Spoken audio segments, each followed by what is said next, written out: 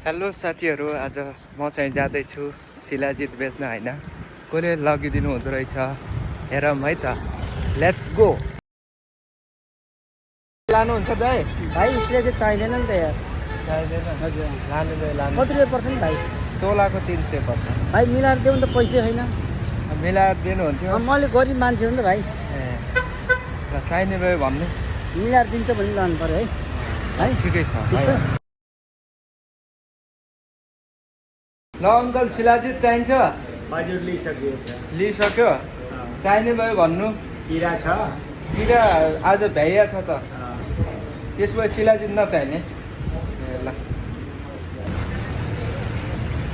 Hello साउजी, शिलाजित चाहिन्छ कि? चाहिन्छ। देखाइदिउँ?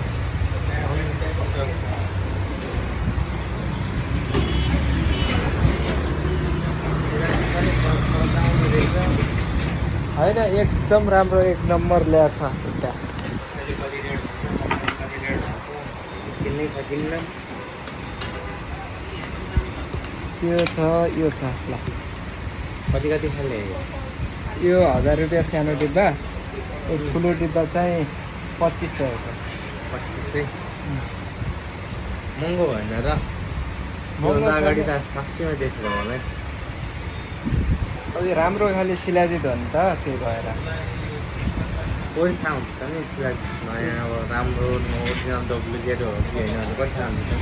शिलाजित ओरिजिनल भनेको गनाउँछ कि अलिकति गोबर जस्तै गन्ध आउँछ कि, त्यही हो राम्रो। लाने यो ठुलो लाने कि सानो? ठुलो यो ओरिजिनल हो नि? ओरिजिनल प्योर हो। ठुलो कति 2000 दिन्छु नि त। 2200 गर न। होइन 2000 दिन्छु। ल ठिक छ, लानु।